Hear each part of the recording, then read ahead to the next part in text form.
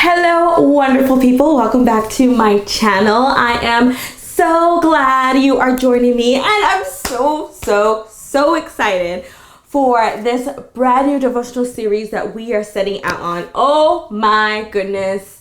Can you tell I'm excited? Just a little bit. Okay, so we are going to be diving into Unqualified by Stephen Furtick. And the reason I am just flipping out is because every single time I listen to this man's messages, his preachings, it's like God pulls out a table.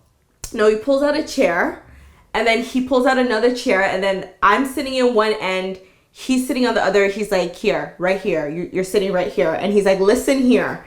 I don't know what kind of foolery you've been entertaining yourself with in this life, but it's time to set you straight again, because this is actually how I intended your life to be. Like, it just lays me out, and like I don't even have the words. I'm so excited. If you've never heard of Elevation Church or Pastor Stephen Furtick, I encourage you to dive in to as a really good introduction to his message called It Had to Happen. Oh my gosh, I think the first time I was listening to that, I was at work and just kind of doing my thing, and then there was a certain point where I feel like my spirit left my body, and God was just like, how many times do I have to tell you? Like, I got this. I got you. I'm here for you. Stop worrying. Stop stressing. I told you. I did it before. I'm going to do it again. Like I had to walk away and just take a few minutes outside, because it just felt like everything else, that song, Turn Your Eyes Upon Jesus, the things of this world grow strangely dim. Like, everything else just kind of muted. And it was just like a one-on-one moment conversation with God. It just totally floored me. Especially since it was such a time in my life that I was just so confused. Like, I wasn't even in free fall yet. I was just confused. I was just like, what's going on here? Like, Jesus, like, what's going on?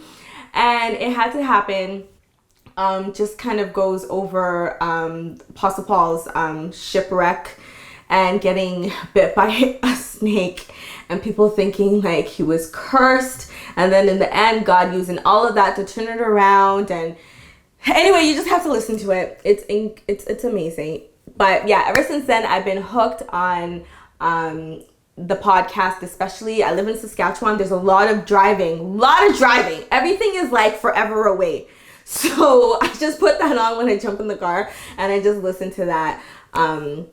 So I'm so excited, especially if this is your first intro to anything Furtick related. This devotional, Unqualified. Let's get started! All right, welcome to day 1 of Unqualified by Pastor Stephen Furtick. A secret weapon called weakness. In 2 Corinthians 12, Paul was sharing one of his personal struggles.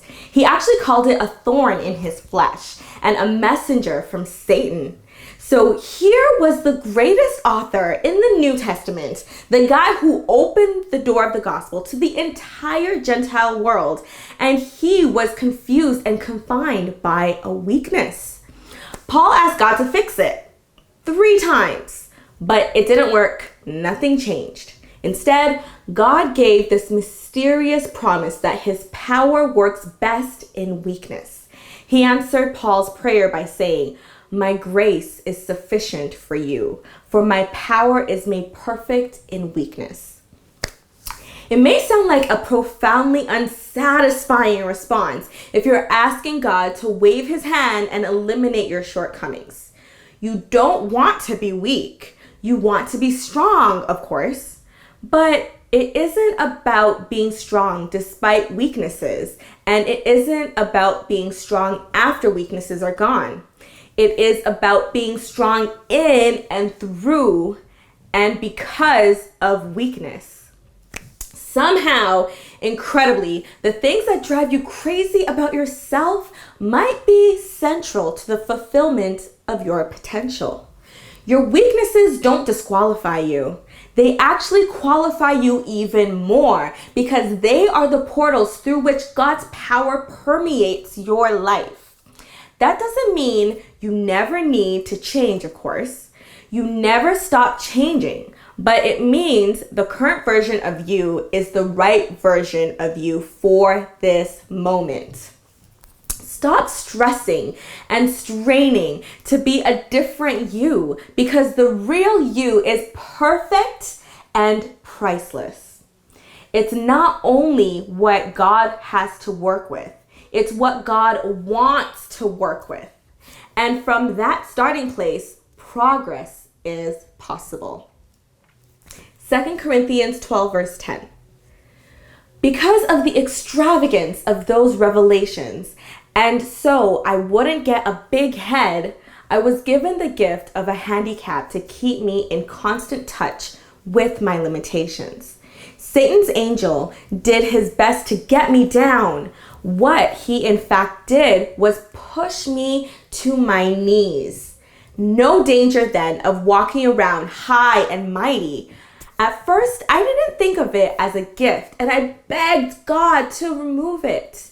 3 times I did that. And then he told me, my grace is enough. It's all you need. Once I heard that, I was glad to let it happen. I quit focusing on the handicap and began appreciating the gift.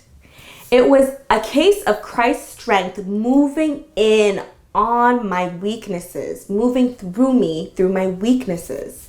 Now I take limitations in stride and with good cheer. These limitations that cut me down to size, abuse, accidents, opposition, bad breaks, I just let Christ take over. And so the weaker I get, the stronger I become. I absolutely love that verse. And actually it reminds me of this, I guess it's a frame picture, but it's of words. It's a saying that I found on online garage sale, actually. I was very proud of myself. It says, give it to God and go to sleep. And oh my gosh, I mean, if you're anything like me, you can drive yourself crazy trying to figure out how to solve these dilemmas in your life, especially when you feel like it kind of could be in your control. Like you really should be able to do something about it. But for whatever reason, whatever it is you try, no matter how hard you work, it just doesn't, like nothing happens. It just doesn't work. Sometimes, after you've fought, you've prayed, you've fasted, you've blasted the tongues, you've sang the songs, you've done all of that. Sometimes all you need to do is just give it to God and go to sleep because, he tells us to be still. The battle is his, not ours, which we often forget. And I think that this verse, that devotion, that message from day one is a really great reminder that it's him, not us. It's never us to begin with. So that is comforting. You remember the verse that says, be still and know that I am God. Remember what happened when Jehoshaphat praised instead of trying to fight the battle himself.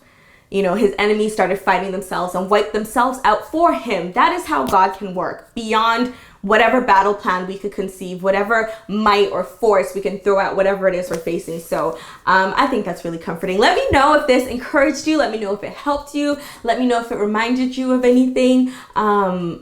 Let's share together and keep encouraging one another, all right? So I will see you next week for day 2 of Unqualified by Stephen Furtick. Bye.